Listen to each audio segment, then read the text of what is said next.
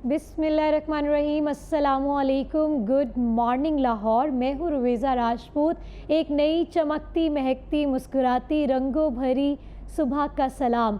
उम्मीद करती हूँ कि आप सब खैरियत से होंगे, मज़े में होंगे, अपने दिन का आगाज़ एक नई उम्मीद और उमंग के साथ कर चुके होंगे। आज के मॉर्निंग शो का आगाज़ हमेशा की तरह एक खूबसूरत बात के साथ करते हैं कि बुराई को रोकना और अच्छाई की तरगीब देना हमारे इस्लाम के बुनियादी असूलों में से एक है। और ये असूल अगर आप अपना लें तो माशरा आपका मज़ीद खूबसूरत बन जाता है। अल्लाह सुब्हान व तआला का फ़रमान है कि जब भी आप कोई गलत काम होता हुआ या बुराई होते हुए देखें तो उसको कोशिश करें कि अपने हाथ से रोकें। अगर आप हाथ से नहीं रोक सकते तो ज़ुबान से रोकने की कोशिश करें, और अगर इतनी भी जुर्रत ना कर सकें तो उसे दिल से बुरा जानें। और इसी तरह अगर हम बुराई को बुराई समझेंगे तो यकीनन हम बुरी चीज़ों से, गलत कार्यों से इम्प्रेस होना, मुतासिर होना ख़त्म कर देंगे। हाइलाइट्स की जानिब जल्दी से बढ़ते हैं ताकि हम प्रोग्राम का बाकायदा आगाज़ कर सकें। तो आज जी हम पहले सेगमेंट में बात करेंगे, सहाफ़ी अक्सर जान पर खेल कर अपना फ़र्ज़ अदा करते हैं। प्रोग्राम लाहौर जोन के एंकर और ब्यूरो चीफ लाहौर रंग टीवी मियां नवीद ने जब लोगों की जानों से खेलने वाले ख़तरनाक अताइयों को बेनिकाब किया, लोगों को जेली डॉक्टरों का असल चेहरा दिखाया, तो अताई केस तरह आपे से बाहर हुआ और क्या क्या धमकियां मसूल हुई। इस पर बात करने के लिए हमारे बहादुर और बेबाक सहाफ़त करने वाले एंकर मियां नवीद हमारे साथ होंगे। उसके बाद जी हम बात करेंगे नौजवानों के मिशंस और गोल्स के हवाले से, नाकामी को कामयाबी में कैसे बदला जा सकता है, इस पर मोटिवेशनल स्पीकर हमारे साथ होंगे। देन जी हम बात करेंगे कुछ रूमर्स के हवाले से, तरबूज खाकर पानी पीने से हैज़ा जैसी बीमारी लाहक हो सकती है, घर में दाखिल होते ही नहाना नुकसानदेह है या नहीं। ऐसी और भी बहुत सी चीज़ों पर बात करेंगे जो हमारे माशरे का हिस्सा बन चुकी हैं। इनकी हकीकत क्या है, इस पर माहिर ग़ज़ाइयत हमारे साथ होंगी, उनसे बात करेंगे। उसके बाद जी एज़ यूजुअल हम आपको पता है अपना फोर्थ सेगमेंट करते हैं पॉलिटिक्स पे, और सियासत की गहमा गहमी अपने अरूज पर है। वफाकी मशीर सियासी अमूर राना सनाउल्लाह ने कहा है कि बात अगर ख्वाजा सराओं तक पहुँच गई है तो सियासी कुव्वतों को मिल बैठना चाहिए। कायम मुकाम सदर यूसुफ रज़ा गिलानी ने कहा कि सियासी मुज़ाकरात के लिए हाजिर हैं, फैसला पीटीआई ने करना है कि वो किसके साथ मुज़ाकरात करना चाहते हैं। पीटीआई रहनुमा और साबिक वफाकी वज़ीर शहरयार अफरीदी ने तहरीक इंसाफ के पार्टी मामलात पर एक बार फिर तशवीश का इजहार कर दिया है। यहीं पर जी हम मज़ीद बात करेंगे, इमरान खान को मौजूदा इस्टेब्लिशमेंट से मसला है जो उनके हक़ में नहीं, ये कहना है मिफ्ता इस्माइल साहब का। पाकिस्तान जेल में इमरान खान को मिलने वाली सहूलतों पर दीगर कैदियों के एतराज़ात आ रहे हैं, ये कहना है वज़ीर इत्तलात उस्मा बुखारी का। इस पर हमारे साथ पीटीआई और नून लीग के रहनुमा मौजूद होंगे। आखिर में ही ई एजुकेशन पर बात करेंगे। ई एजुकेशन पर काम करने वाली हिना साहिबा हमारे साथ मौजूद होंगी। नाज़रीन, अपने पहले सेगमेंट की जानिब चलते हैं। पहले सेगमेंट की जानिब भी हम चलते हैं और इसमें हम बताएंगे आपको कि हमारे लाहौर रंग के प्रोग्राम एंकर और ब्यूरो चीफ मियां नवीद पर कातिलाना हमला किया गया।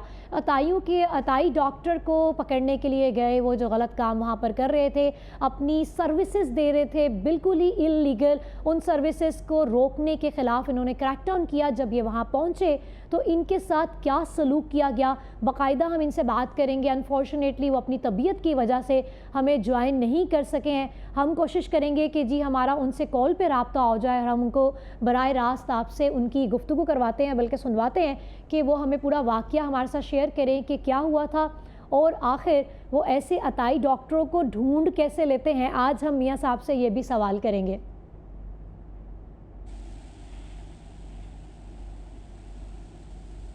मेरा ख्याल है कि जी अस्सलाम वालेकुम नवीद साहब, कैसे हैं आप? जी वालेकुम सलाम, अल्लाह का शुक्र है जी। नवीद साहब, सबसे पहले तो अपनी सेहत के हवाले से बताइएगा कि आपकी सेहत अब कैसी है? जी बिल्कुल, अल्लाह का शुक्र है। जो मुझे जो है वो जो चोट आई थी उसका इब्तदाई तौर पर मैंने जो ट्रीटमेंट करवाया उसके बाद मैं अब बिल्कुल बेहतर हूँ।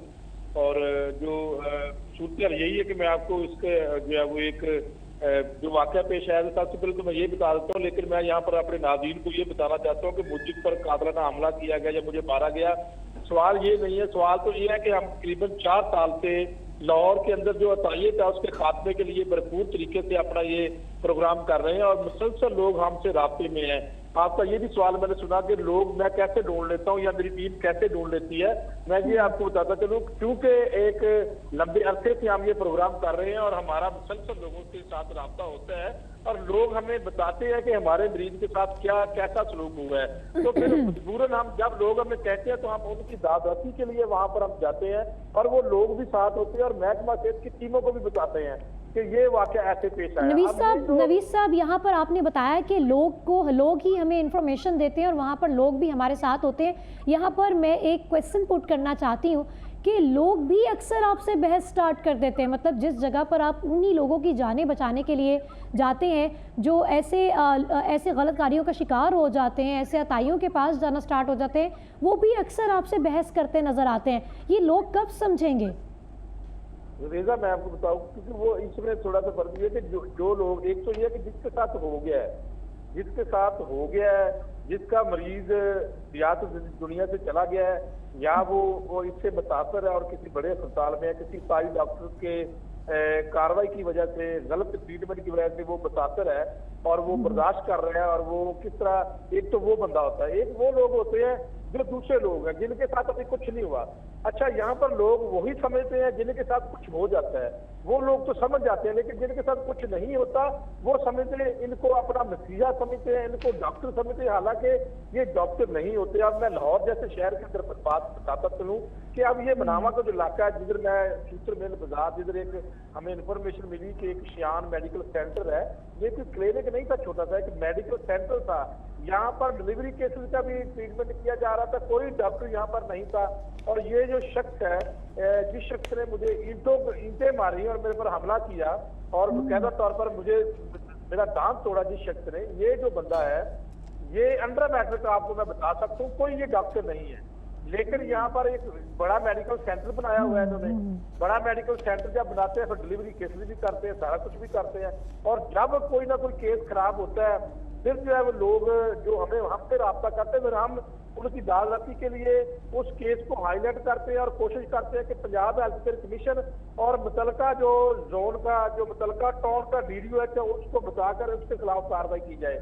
बहुत सारे सैकड़ों ऐसे क्लिनिक हम सील करवा चुके हैं और चूंकि कोई ऐसा निजाम नहीं हमारे सिस्टम के अंदर, क्योंकि ये हम जब सील करवाते हैं तो इसका तरीकेकार इनका ये होता है कि ये वो क्लिनिक तो बंद कर देते हैं, वो अस्पताल तो बंद कर देते हैं, वो सील रहता है और वो कई सालों सील रहता है कि साथ एक नई अपनी हट्टी, एक नई दुकान शुरू कर लेते हैं, वहां पर ये काम शुरू कर देते हैं। अब यहाँ पर काम ये आता है कि पंजाब हेल्थ केयर कमीशन में अपने नाज़रीन को यहाँ पर बताना चाहता हूँ कि आप 200 या 150 रुपए फीस देकर तो इनसे इलाज मुआवजा करवाते हैं, लेकिन खुदा ना खास्ता जब ये गलत ट्रीटमेंट करते हैं तो जान भी चली जाती है।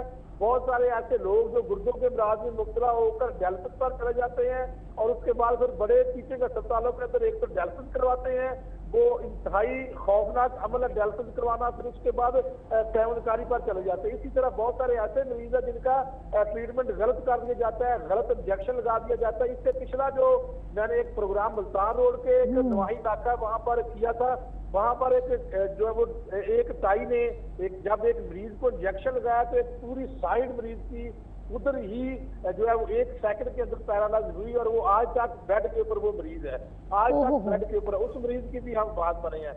मैं ये बताना चाहता हूँ लोगों को कि ये एक आप इनसे 150 या 200 रुपए देके आप समझते हैं कि आसानी के साथ मोहल्ले के अंदर हट्टी से आप चले जाते हैं, अपनी हट्टी के पास चले जाते हैं। नवीस साहब, इनकी पहचान कैसे की जाए? सर जरा ये बताएं कि हमारी जो आम आवाम है एक्नॉलेज नहीं है, ज़्यादा उनके पास इंफॉर्मेशन नहीं है, आपको पता है पढ़े लिखे नहीं है। अगर हम देहात के एरिया की बात कर लें, वहाँ पे क्लिनिक्स उनकी रसाई में होते हैं, वो वहाँ चले जाते हैं, तो ये इनकी पहचान कैसे की जाए, ये ज़रा लोगों तक पहुँचाइए पैगाम, रहनुमाई कर दें कि पहचाने कैसे लोग इन्हें। बिल्कुल रवीजा, 3 चीज़ें हैं, 3 चीज़ें हमें जो है वो बिल्कुल जो है वो सबसे पहले जब हम ट्रीटमेंट करवाने जाते हैं हमें 3 चीज़ें ज़हन में रखनी है। जो आपका मुआवजा है, जिसने आपको इलाज मुआवजा देना, सबसे पहले आप उससे पूछें कि आप कौन से डॉक्टर हैं, आप क्वालिफाइड डॉक्टर हैं, आपका पीएमडीसी नंबर क्या है, क्या आप पंजाब हेल्थ केयर कमीशन से रजिस्टर्ड है। जब भी आप 3 चीजें पूछ लेंगे उसको पता चल जाएगा उस ताई को कि ये बंदा अवेयरनेस रखता है, और वो फौरी तौर पर आपको खुद ही कह देगा कि आप किसी अस्पताल से ट्रीटमेंट करवा रहे हैं। वो आपके मरीज को हाथ ही नहीं डालेगा। जब आप पूछेंगे कि आपका पीएमडीसी नंबर क्या है, आप क्या पंजाब हेल्थ केयर कमीशन से रजिस्टर्ड है, ये 2 सवाल पूछने के बाद तीसरी बात वो नौबत ही नहीं आएगी, तो वो खुद ही आपको कहेगा कि आप एक बड़े अस्पताल में चले जाएं और वहां पर इलाज करवा लें। मैं अपने नाज़रीन को ये भी बताना चाहता हूँ कि खुदारा आप बड़े टीचिंग अस्पतालों में जाकर लाइनों में लग जाएं। आपका यही हमसे सवाल होता है कि हम लाइनों में नहीं लग सकते। मैं सिर्फ यही कहना चाहता हूँ कि लाइनों में लग जाए वहां पर जाकर, और जब आप लाइनों में लग जाएंगे वहां पर आपका ट्रीटमेंट क्वालिटी होगा। आज भी टीचिंग अस्पतालों में रश जरूर है, वहां पर रश जरूर है, लेकिन टीचिंग अस्पतालों में क्वालिटी ट्रीटमेंट है। आज भी टीचिंग अस्पतालों में मुफ्त इलाज मुआवजा है। आज भी टीचिंग अस्पतालों में, सरकार के अस्पतालों में, टीचिंग से मुराद सरकार के अस्पताल जो लाहौर में है वहां पर आपको मुफ्त टेस्ट की सूरत मुयसर होगी। आज भी सरकारी दवाई मुफ्त मिलेगी। जैसे ही सरकारी दवाई वहां पर अगर नहीं मिलती तो हम पूरा मीडिया इसको जो है वो शोर करता है कि अद्वियात मुयसर नहीं है, और फौरी तौर पर हुकूमत को नोटिस लेना पड़ता है। हम गाय बगाए ये चीजें हाईलाइट करते रहते हैं, और सिर्फ और सिर्फ अपनी पब्लिक के लिए, अपने नाज़रीन के लिए। और मैं आपको यहाँ पर ये बता दूं कि ऐसे केसेस भी आ चुके हैं कि लोग इन ताइयों के पास जब अपने बच्चों को लेकर जाते हैं तो गलत खतरे कर दिए जाते हैं। एक ऐसा जिंदा केस मौजूद है, एक ऐसा ही जो है वो अभी एग्जाम्पल इसकी है कि ये केस पंजाब हेल्थ केयर में चल रहा है। तो इस तरह के मुतअद्दिद केस है जो बेचारे लोग चले जाते हैं। मसला ये है कि आप बुखार, नजला, जुकाम की दवाई तो ले लेंगे, लेकिन जब आप सर्जरी करवाते हैं, लेकिन जब आप खतरे करवाते हैं, जब आप ट्रीटमेंट करवाते हैं और फौरी तौर पर आपको ये ग्लूकोज की बोतल लगा देते हैं, यकीन करें इनको खुद पता नहीं होता कि ये कौन सा इंजेक्शन लगा रहे हैं।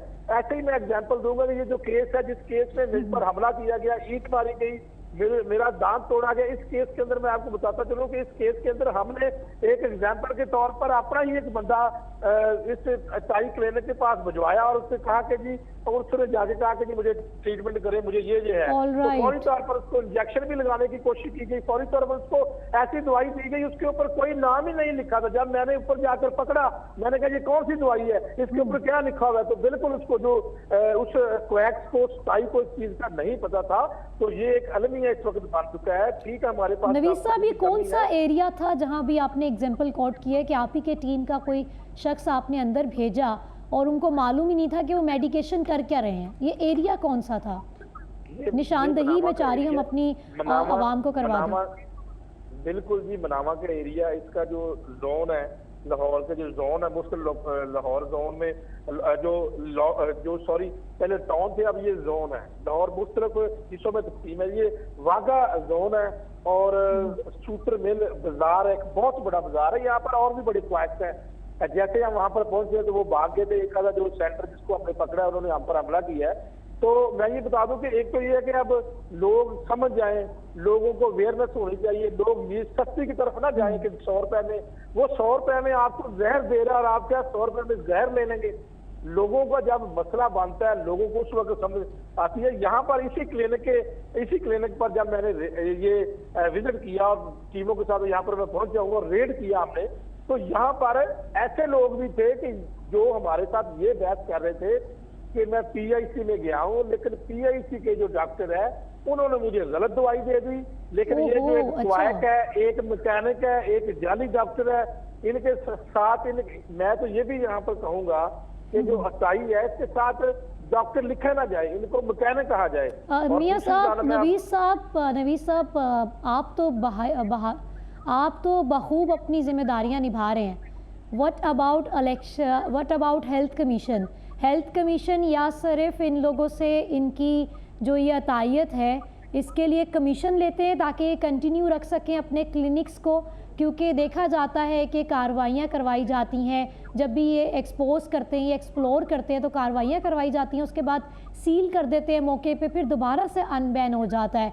तो क्या हेल्थ कमीशन सिर्फ कमीशन लेने की वजह से ये हेल्थ कमीशन कहलाता है या फिर इन पे कोई काम भी होता है? बिल्कुल जी, ये एक बड़ा सवाल है और एक लम्हा फिक्री है कि साल 2010-11 से ये जो बनाया गया पंजाब हेल्थ केयर कमीशन है, इसको बनाने के बाद अस्थायी डॉक्टरों की कमी नहीं हुई, बल्कि अस्थायी डॉक्टरों के अड्डों में इजाफा हुआ है। हर 8 रोज बाद हमें एक प्रेस रिलीज जारी कर दी जाती है कि पंजाब हेल्थ केयर कमीशन की जानब से इतने 22 डॉक्टरों के अड्डे सील कर दिए गए हैं, अब उन्होंने नया कारोबार शुरू कर दिया गया। ऐसा हरगिज़ नहीं है, ये इनकी तादाद बढ़ती जा रही है, इनकी तादाद बढ़ती जा रही है। और ये जो सोसाइटी के अंदर मशहूर है, ये जब इसके ऊपर कोई भी इस वक्त दिलचस्पी नहीं ले रहा, और जब भी हम किसी सरकारी टीम के साथ रब्ता करते हैं कि ये एक हमारे पास इन्फॉर्मेशन आई है कि बहुत बड़ा अस्पताल चलाया जा रहा है, यहाँ पर अंडर मैट्रिक लोग सर्जरी कर रहे हैं, तो हम बदकिस्मती से हम तो कोशिश करते हैं कि उसको सील कराएं। लेकिन जैसे सरकारी टीम को हम बताते हैं, मुतलका DDH को हम बताते हैं, तो मुतलका DDH की जानब से इंफॉर्मेशन लीक कर दी जाती है। और जब जैसे ही हम उस क्लिनिक के ऊपर या उस अस्पताल के ऊपर पहुंचते हैं, तो उसको पहले ही जो है वो बंद करके वहां से लोग भाग जाते हैं। तो ये एक बदकिस्मती है कि पंजाब हेल्थ केयर कमीशन अपना काम नहीं निभा रहा। उसका जो एक मकसद था कि रेगुलेट करना, क्वालिटी एजुकेशन, क्वालिटी ट्रीटमेंट लोगों को देना, वो अभी तक प्रोवाइड नहीं कर सका पिछले 10-12 सालों से। और दूसरा जो महकमा सेहत लाहौर है, उसके जो DDOH है, वो बुनियादी तौर पर मैं बदकिस्मती से कहूँगा यहाँ पर CO health Lahore doctor Faisal को कि ये जो आपके DDOH है, बुनियादी तौर पर ये इनके जो अमला है ये इसमें मुलव्वस है, और मंथली ली जाती है, इन क्वैक्स के इन दाइयों से मंथली दी जाती है, और फिर उनको इजाजत दी जाती है कि वो काम करें। हमने फैसला करना है कि क्या हमने क्वालिटी ट्रीटमेंट लोगों को देना है या फिर उनको इस नसूर की तरफ धकेलना है। हमने अगर फैसला करना है तो हम कर लें, वरना मैंने देखा कि इसके ऊपर ना तो इतनी दिलचस्पी महकमा सेहत पंजाब की जानब से ली जाती है, ना पंजाब हेल्थ केयर कमीशन की जानब से ली जाती है, तो इसके ऊपर बिल्कुल खामोशी इख्तियार कर ली जाती है जैसे कोई हम बड़ा। बिल्कुल सही जी नवीद साहब, आपने बिल्कुल सही फरमाया। Thank you so much. हमारे साथ जी एंकर पर्सन मियां नवीद, ब्यूरो चीफ भी हैं, ये लाहौर रंग के, हमारे साथ मौजूद थे ऑन कॉल। इनके साथ कल एक अजीब सा आप हादसा भी कह सकते हैं, हमला भी हुआ। ये क्वैक को पकड़ने के लिए गए, उसको जो है एक्सपोज करने के लिए गए, और वहाँ पर इन पे हमला किया गया। मियां साहब, दुआ है कि अल्लाह पाक आपको हमेशा अपने हिफ्ज़ ईमान में रखे, अपनी सेहत का बहुत ज़्यादा आप ख्याल रखें, और ऐसे ही अतायत के ख़िलाफ़ क्रैकडाउन करते रहें, जहाद करते रहें। और यकीनन हमें पता है कि आप बिल्कुल बाज नहीं आएंगे, और आपने आहिस्ता आहिस्ता ये तमाम लोगों को ख़त्म कर देना है।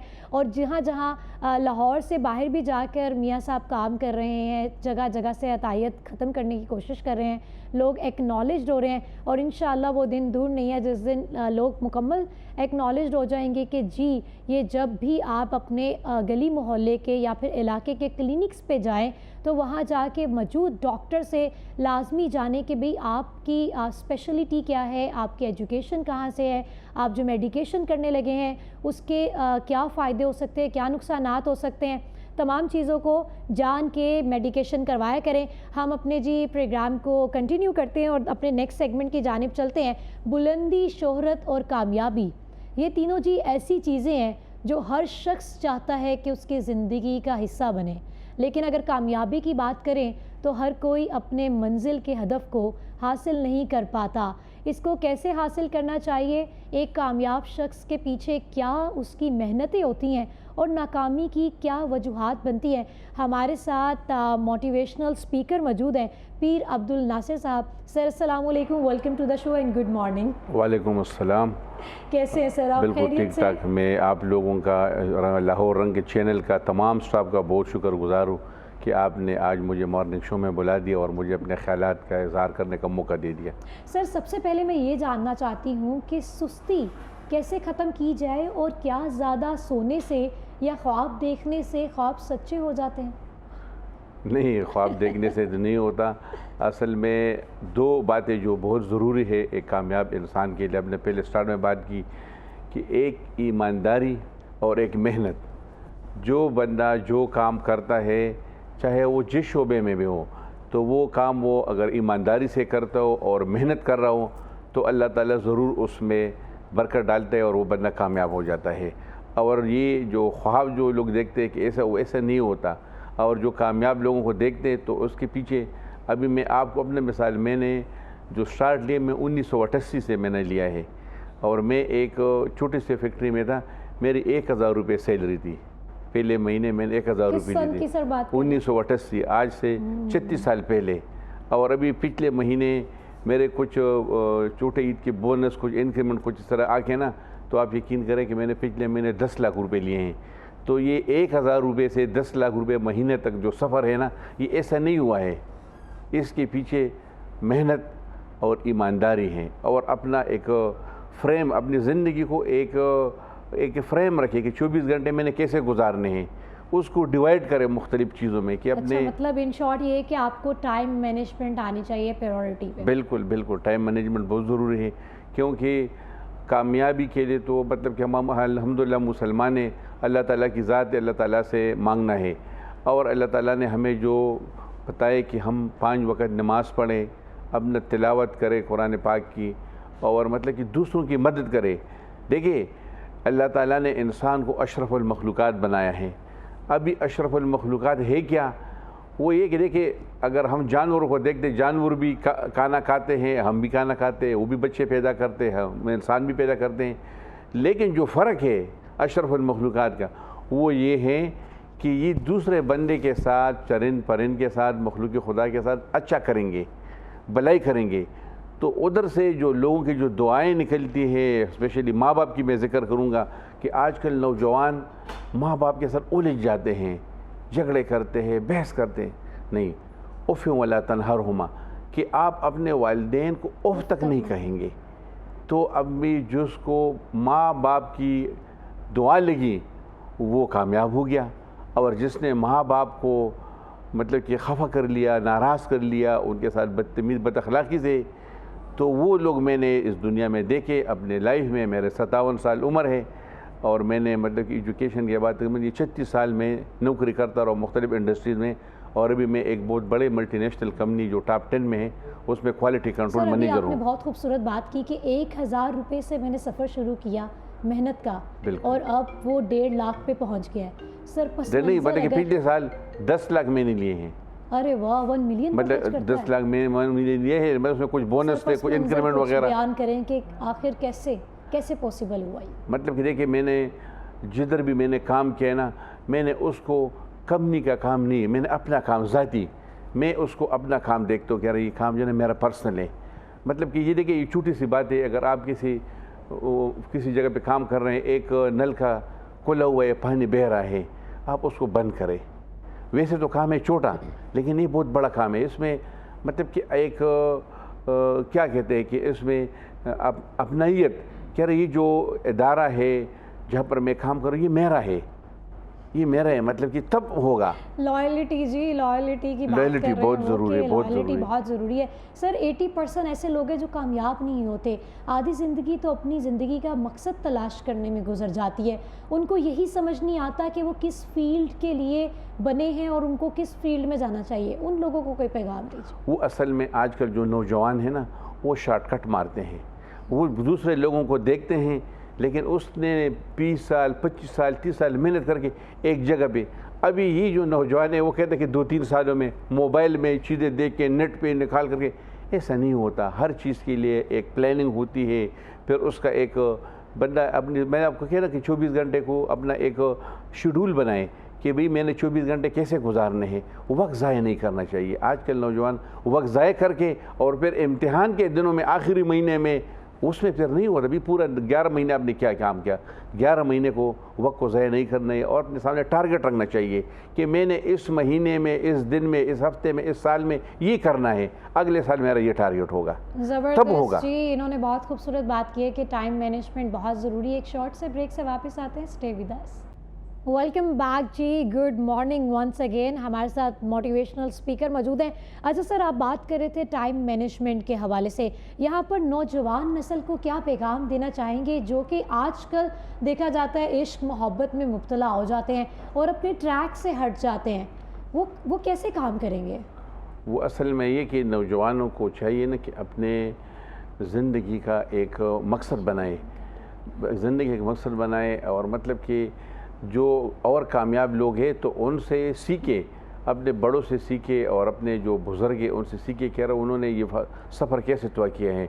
देखिए अभी हर नौजवान ये चाह रहे कि बस मैं सबसे पहले एक बड़े कारोबार पे बैठ जाऊँ, मेरे पास गाड़ी भी हो, मेरे पास बंगला हो, सब कुछ हो, लेकिन वो ऐसा नहीं होता। जो लोग आप देख रहे हैं तो उन्होंने क्या काम किए हैं, उन्होंने ख़ुद जाके एक एक दुकान पे एक उस पर छोटे से काम से शुरू करके आज कारखानों के मालिक है, लेकिन उन्होंने ख़ुद मेहनत की। जब तक जो भी कारोबार है आप ख़ुद उसमें इन्वॉल्व नहीं होंगे, या ये होता है कि जी एडवर्टाइजमेंट करते हैं, पब्लिश करते हैं, सारे पैसे उसी पे और ख़ुद निकलते नहीं है। जब तक आप मार्केट में नहीं जाएंगे, जब आप ख़ुद मेहनत नहीं करेंगे, अल्लाह ताला ऐसा उसमें बरकत नहीं डालता। जो बंदा जाता है ख़ुद काम करते हुए, बेशक जी कोशिश करना ज़रूरी है। अगर हुजूर सल्लल्लाहु अलैहि वसल्लम ने अपने हाथों से काम किए, जादू हो जाए तो it can not be possible. Sir कामयाब होना ज़्यादा ज़रूरी है या पैसे कमाना?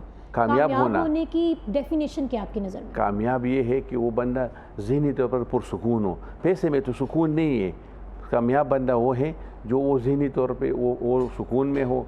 वो मतलब कि अला बिज़िक्रिल्लाह तत्मइनुल क़ुलूब, अल्लाह वो कहता है अल्लाह ताला के ज़िक्र में दिलों का इत्मीनान है कि वो हर तरफ से। आजकल हम नौजवान देख रहे हैं कि लगे हुए मादा परस्ती की तरह, उसमें सुकून नहीं है कामयाब इंसान के लिए कि वो साथ साथ दूसरे गुरबा का, अपने हमसायों का, अपने रिश्तेदारों का, अपने बहन भाई का, पूरे फैमिली का भी ख्याल रखे। वो इंसान कामयाब है। अगर सिर्फ एक ज़ात की बात है वो तो कोई भी कर सकता है, लेकिन अपने माशरे के इर्द गिर्द माहौल में जो लोग हैं उनका भी ख्याल रखने, तो वो आदमी कामयाब हो सकता है। तो आदमी कामयाब हो सकता है जी अगर आप ख़ुद के बारे में ही सोचते जाएंगे और ख़ुद पसंदी करते रहेंगे तो यकीनन आप कामयाब नहीं हो सकते। अपने साथ साथ दूसरों का भी ख्याल रखा करें। एक छोटे से ब्रेक से वापस आते हैं। Stay with us. Welcome back जी, गुड मॉर्निंग वंस अगेन। अब कुछ बात कर लेते हैं ग़िज़ाइयत के हवाले से।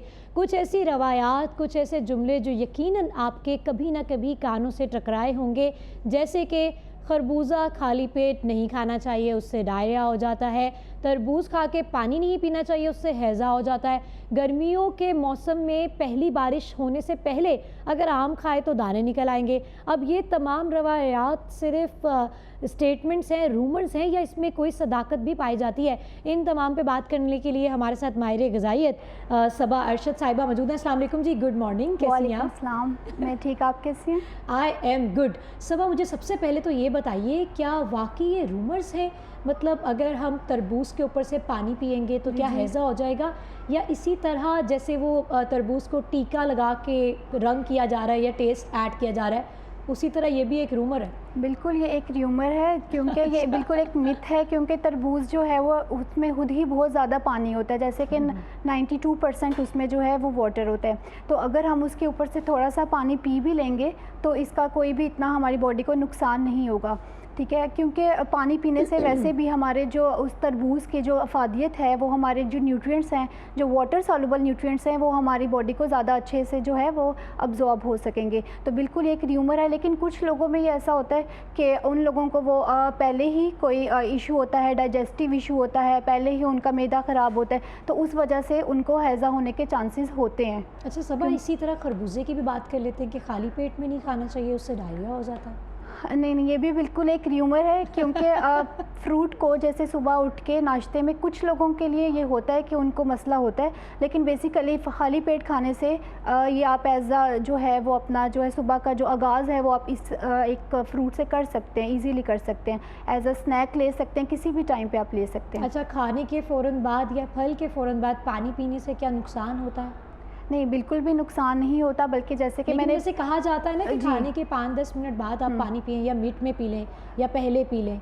नहीं, इससे होता है कि अगर आपको वैसे भी आप जैसे एक तरबूज में वैसे खुद ही बहुत पानी है, तो आपको इतनी पानी की प्यास लगती नहीं है, लेकिन अगर आपने फिर भी पानी पीना है तो आप ऐसा करके 5-10 मिनट ठहर के उसके बाद आप ले लें तो ज़्यादा बेहतर है।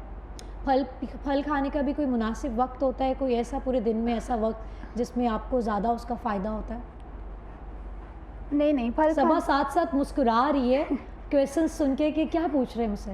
नहीं, फल खाने का कोई भी कहा जाता है, ये भी मिथ है कि रात को फल नहीं खाना चाहिए, लेकिन फल खाने का कोई भी टाइम नहीं होता, आप किसी भी टाइम खा सकते हैं, अपना आगाज़ भी कर सकते हैं, एज आ आप मील ले सकते हैं, इसको एज आ स्नैक ले सकते हैं, किसी भी टाइम पे खा सकते हैं। आप अपनी स्मूदीज़ में ऐड करें, अगर आप इसको एज आ मील ले रहे हैं तो आप अपनी सैलड्स में ऐड कर सकते हैं। आप अगर शाम में खाना चाह रहे हैं तो एज आ जो आपका शाम का जो स्नैक होता है उसके तौर पे भी आप कोई भी फ्रूट ले सकते हैं। सबा, गर्मी का मौसम है, कौन से ऐसे फल हैं जो आप सजेस्ट करेंगी जो अभी आपके हमारी बॉडी को भी गर्मी से बचाए और हमें गर्मी ना लगे? क्योंकि इतनी गर्मी है, तरबूज ज़्यादा से ज़्यादा लोगों के जहन में आ जाता है, और कौन से ऐसे फ्रूट्स हैं जिन्हें खाने से नुकसान भी नहीं हो और आपके लिए अच्छे भी हों? फ्रूट्स तो वैसे ही बहुत अच्छे होते हैं, क्योंकि वो जो होते हैं उनके अंदर जो है कैलोरीज जो है बहुत ज़्यादा कम है, तो ये आपके अंदर फाइबर का बहुत अच्छा सोर्स है, तो ये आपको फाइबर देंगे और आपके वेट भी गेन नहीं करवाएंगे। और जो लोग वेट लॉस की तरफ जाना चाह रहे हैं उनके लिए भी बहुत अच्छा है कि वो फ्रूट को अपनी लाइफ में ऐड करें, लेकिन वो भी होता है कि आपने एक मिकदार में लेना, उससे ज़्यादा आपने फ्रूट नहीं लेना। कितनी मिकदार में? जो रिकमेंडेड हम कहते हैं वो आप 1.5 कप से लेके 2 कप तक आप अपनी डे में ले सकते हैं। अब 2 कप में ये होता है कि अगर आपने 2 कप तरबूज ले लिया और उसके साथ आप केला भी ले रहे हैं, सेब भी ले रहे हैं, तो वो भी रिकमेंडेड नहीं है। आपने फल की कोई भी फल होगा, आपने 2 कप से ज़्यादा, वो अपने तरबूज है तो वो 2 कप ले लें। अगर आप एप्पल ले रहे हैं तो वो आप एक मीडियम एप्पल ले सकते हैं, और अगर केला ले रहे हैं आप एक बड़े साइज़ का जो है वो खा सकते हैं। तो मतलब ये फल टू फल वेरी कर रहा होता है कि आपको कितना लेना है दिन में। वो तो लोग फ्रूट चाट भी बना लेते हैं ना, जी। मतलब कैसे तो लोग कंफ्यूज हो जाएंगे, उसमें तो सारे फ्रूट्स होते हैं।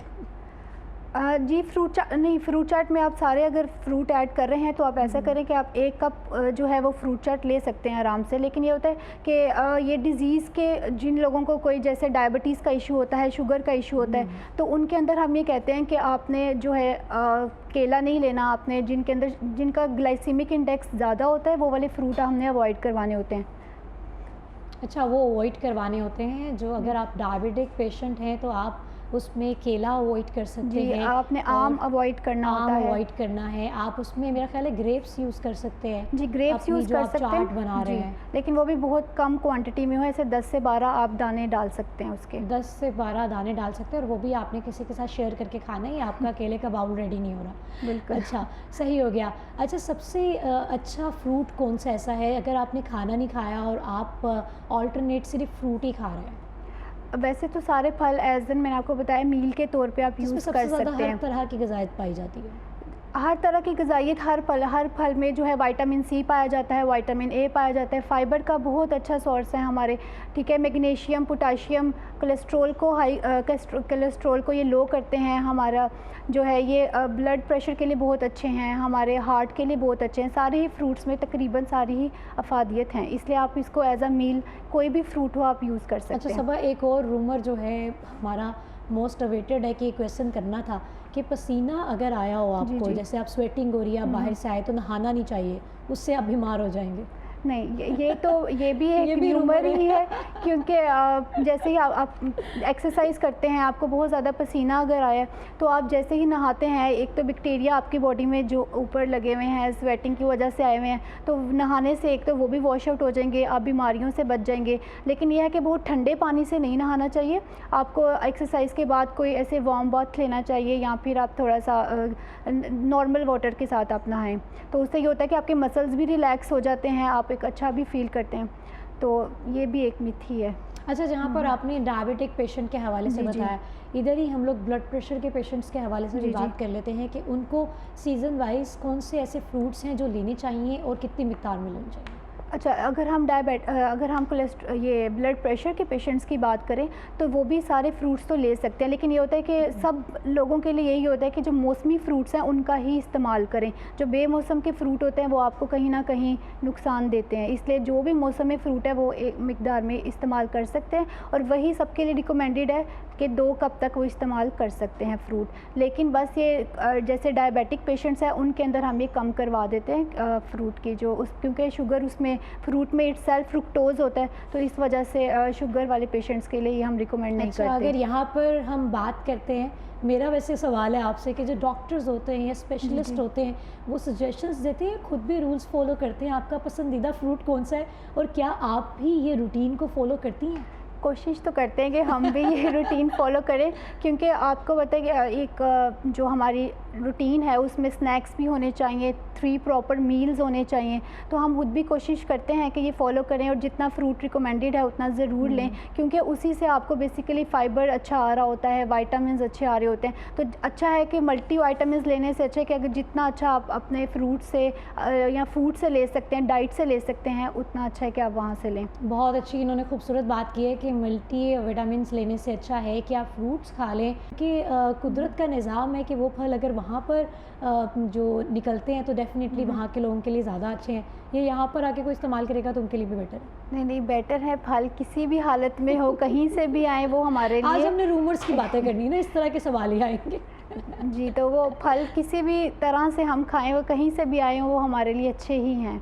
अच्छे ही हैं। हम स्किन की तरफ वापस जाते हैं। अभी सबा ने सही वाली टिप्स नहीं बताई हमें, आहिस्ता आहिस्ता सबा बता देंगी। अच्छा सबा, एक तो आपने बताया कि ब्लूबेरीज, स्ट्रॉबेरीज और मैंगो, इससे स्किन ग्लो होती है।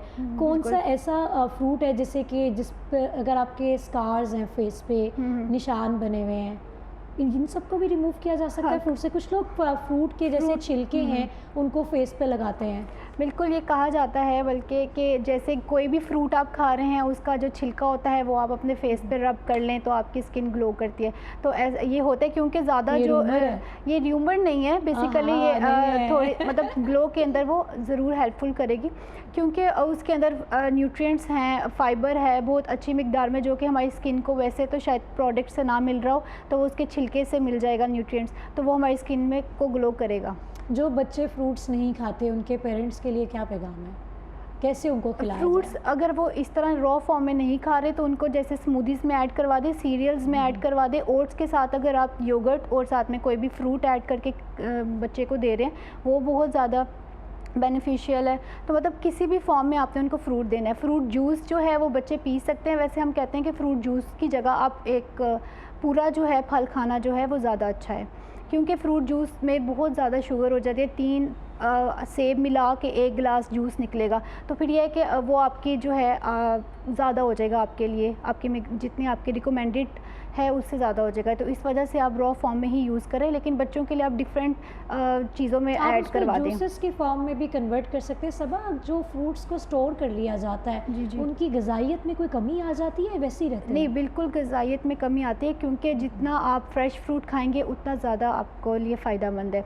आप स्टोर कर लेंगे, वो कहीं ना कहीं उसके न्यूट्रिएंट्स कुछ ऐसे होते हैं जो उसके अंदर वाटर सॉल्युबल होते हैं, तो ये होता है कि वो ज़्यादा इफ़ेक्ट होते हैं। इसलिए जैसे ही फ्रेश आए वैसे खा लें तो वो ज़्यादा अच्छे से अब्जॉर्ब हो जाएंगे बॉडी में। जैसे कि उसको सनलाइट से बचाया जाए या सनलाइट में रखा जाए, क्योंकि हम नॉर्मली देखते हैं स्टोर फ्रूट्स हैं और उसमें लोग तो वैसे ही लेते हैं, ज़ाहिर है घरों में भी स्टोर कर लेते हैं। हाँ, सनलाइट का इतना कोई इफेक्ट नहीं है, क्योंकि अगर वो फ्रेश आ रहा है, वो किसी सनलाइट में भी पड़ा हुआ था, वो आ रहा है, तो वो उस पर इतना ज़्यादा नहीं है। अनलेस कि उसको फ्रीज़र में रख के बहुत काफ़ी दिनों से उसको स्टोर ना किया हो, तो उसका नुकसान हो सकता है हमारी बॉडी में। उसका नुकसान हो सकता है। जी, हमारे साथ माहिर ग़िज़ाइयत सबा अरशद मौजूद थी।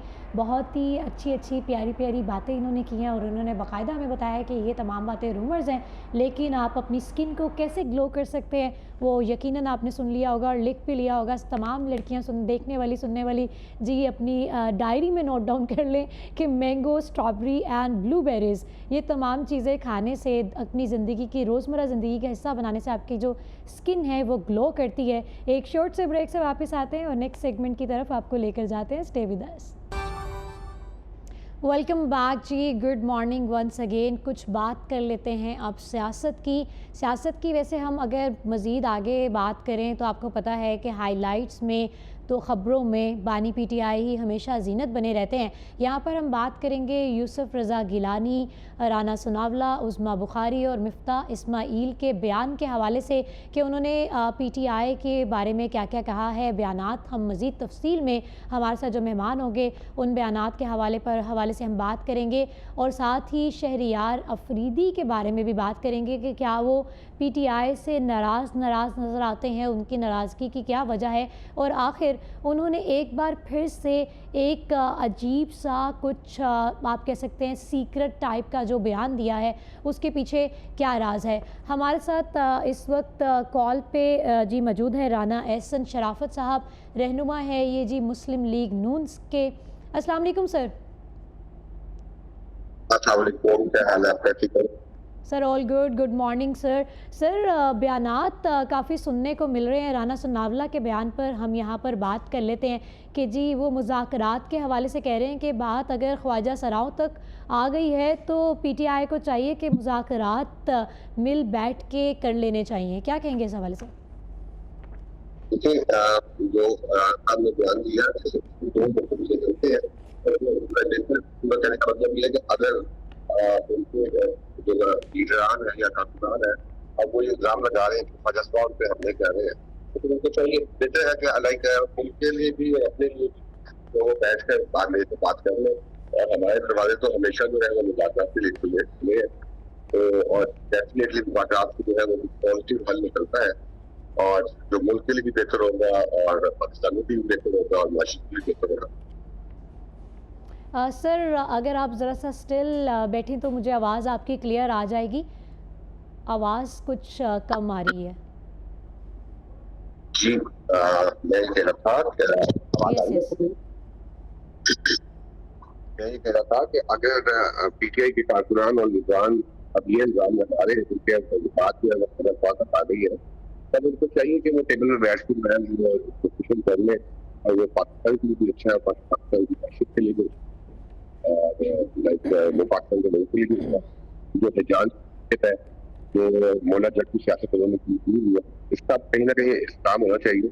अब पाकिस्तान के अंदर इलेक्शन हो चुके हैं और एक हुकूमत जो है वो फॉर्म मौजूद हुई है, पीपीके में पीटीआई है, उनमें पीपल्स पार्टी है, और पंजाब में नून लीग की गवर्नमेंट है।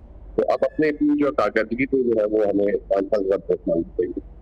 मैं तो ये समझता हूँ सर वेरी सॉरी, मेरा ख्याल है कि कुछ डिस्कनेक्ट भी हो रहा है और आवाज़ में भी कुछ प्रॉब्लम आ रही है। हम एक शॉर्ट से ब्रेक से वापस आते हैं और आप ही के साथ कंटिन्यू करेंगे। स्टे विद अस।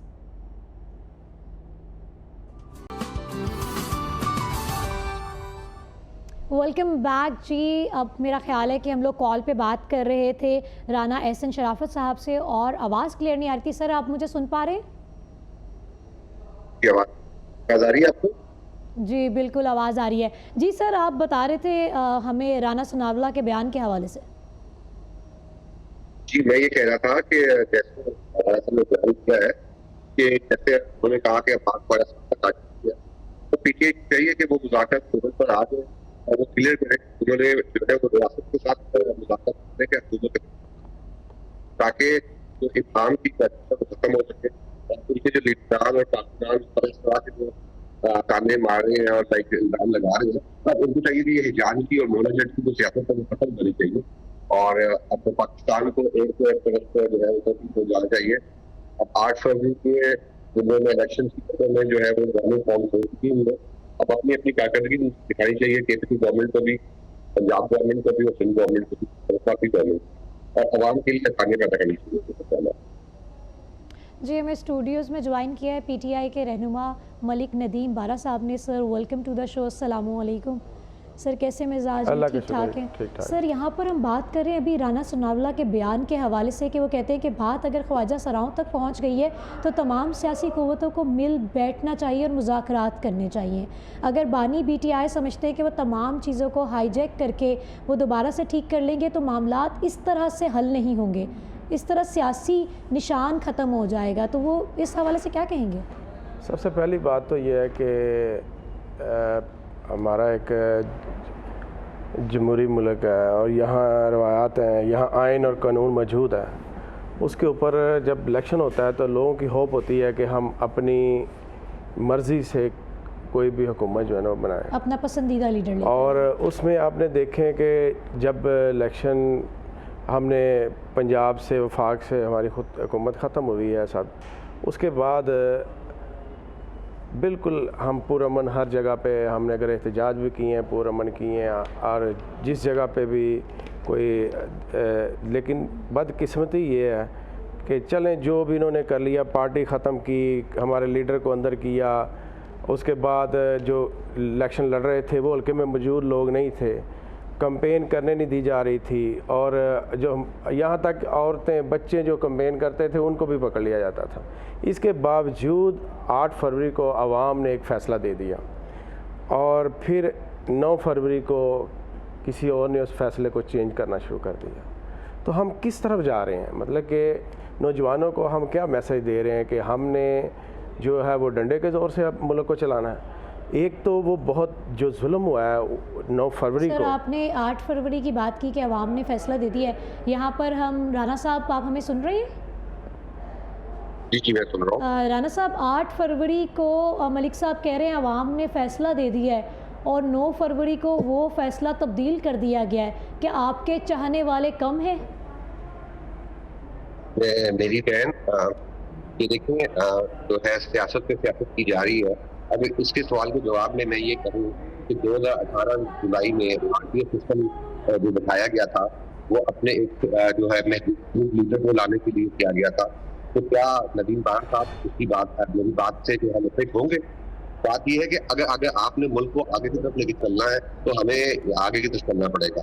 अगर हमें माजी पे बात करनी है तो माजी में 2018 से लेकर जो लाडला पाकिस्तान की मदद किया गया और पाकिस्तान को डिफॉल्ट की तरफ मिला गया और पाकिस्तान की माशी जो है CPEC को खत्म किया गया और पाकिस्तान के साथ एक निजाम किया गया, तो क्या ये हमारी वो हुकूमत जो है उस वक्त जो है में थी या ये वहाँ पे उस वक्त महसूस नहीं थे?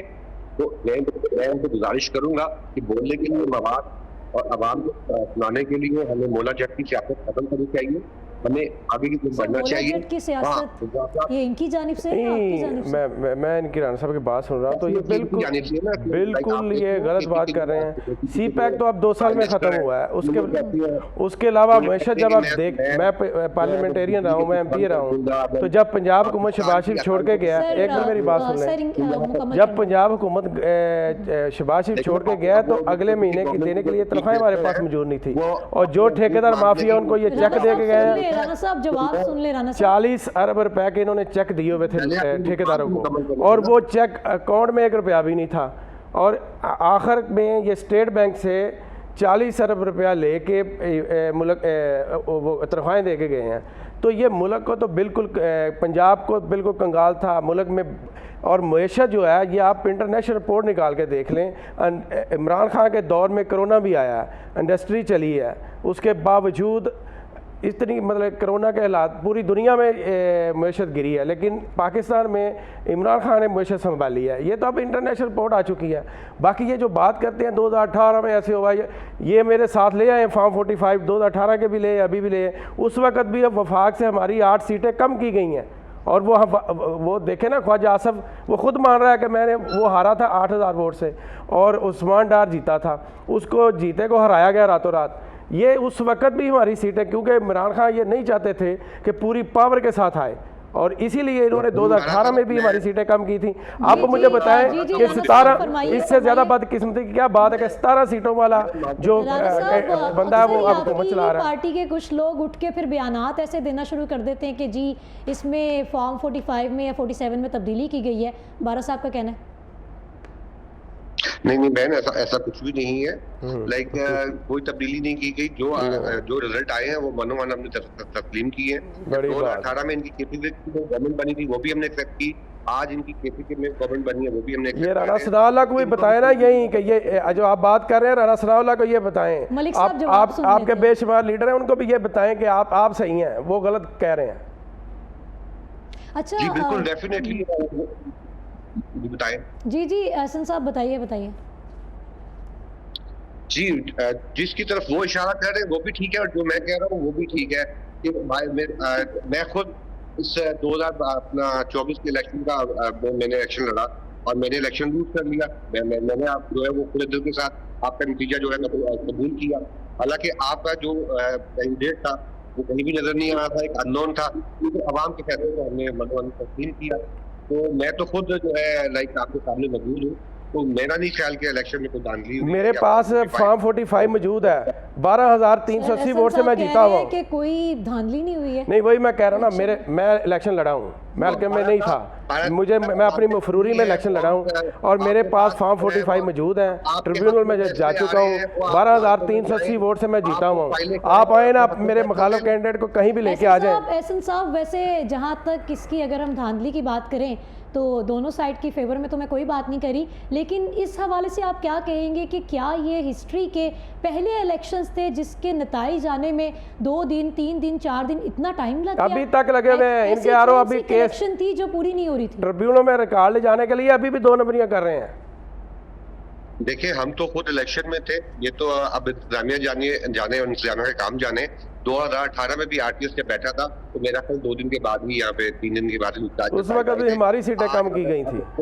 करने की कोशिश कर रहे हैं। तो मेरी बात सुनो, आज हम इसी पॉइंट में बैठे रहेंगे, अवाम को यहीं पे स्टक करके रहेंगे, हम अवाम को, पाकिस्तान को आगे की तरफ नहीं जाएंगे, तो फिर मेरे माजरत के साथ पाकिस्तान तरक्की कैसे करेगा और हम आगे की तरफ कैसे चलेंगे। अच्छा मलिक साहब, मुझे ये बताइए कि मुज़ाकरात बहुत हो रहे हैं। कभी यूसुफ रज़ा गिलानी कहते हैं, कभी राना सनावला कह रहे हैं, कभी कोई पार्टी का बंदा कह रहा है कि पीटीआई मुज़ाकरात करने चाहिए, मुल्क बहुत से चैलेंजेस का मुल्क को सामना है, तो मुज़ाकरात की जानिब क्यों नहीं आ रहे? अच्छा, मुझे वो कहते हैं कि जी जिद पे आ रहे हैं। नहीं, जिद नहीं, एक मेरी बात सुने कि हमारा मुतालबा क्या है, जो हमारा मैंडेट है वो हमें दिया जाए। और ये जो झूठे केस बनाए हुए हैं, जो हमारे गिरफ्तारियाँ हुई हैं, देखें औरतें गिरफ्तार हैं, नौजवान गिरफ्तार हैं, हज़ारों के हिसाब से गैर कानूनी तौर पर लोगों को अंदर किया हुआ है, और उनको छोड़ा जाए। ये कोई गलत मुतालबा तो नहीं है। अब राना सनाउल्लाह कहता है कि अगर हम इसका ये देखें, वो ये नहीं कहता कि इनका मैंडेट नहीं है, वो कहता है इनका मैंडेट अगर हमने इनको दे दिया तो ये तो हमें जेलों में फेंक देगा। तो इनको डर तो ये है, लेकिन हमको गलत मुतालबा कर रहे हैं। इसी तरह ये तारीख चल पड़ेगी ना, आगे फिर इलेक्शन होगा तो जिस मर्जी लीडर को पकड़ के अंदर दे देंगे, उसकी पार्टी को हरा देंगे, बाद में कहेंगे आप मुज़ाकरात करो। तो ऐसे तो नहीं ना होता है, गर्दन पे आप छुरी रखें और कहें आप हमारी बात माने, ऐसे नहीं है।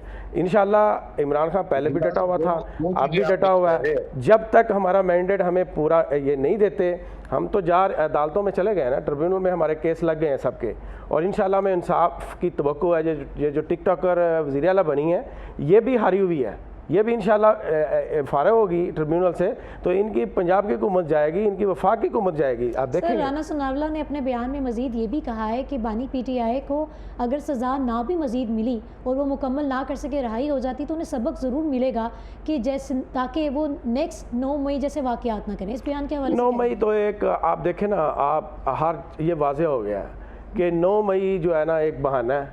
असल में इमरान खान को जो है ना साइडलाइन करने का सारा सोचा गया। देखें 9 मई के बाद फ़ौरन 2 दिन के अंदर अंदर पूरे पाकिस्तान से लाखों पीटीआई के कारकुन जो है वो गिरफ़्तार हुए हैं, और 9 मई जहाँ जहाँ से लोग चले हैं, तो 5 किलोमीटर, 7 किलोमीटर, 10 किलोमीटर का सफ़र है।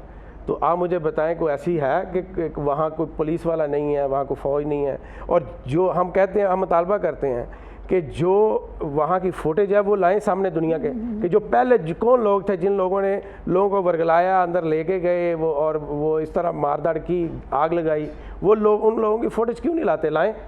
लेकिन जो मेन लोग हैं उनको सामने कोई नहीं ला रहा।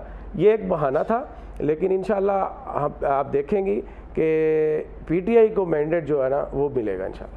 राना साहब ये बताइए कि वज़ीर इत्तलाआत उज़्मा बुखारी साहिबा अपने बयान में कहती हैं कि जी बानी पीटीआई को जो सहूलियात जेल में मिल रही हैं उससे दूसरे कैदी इतराज़ात कर रहे हैं।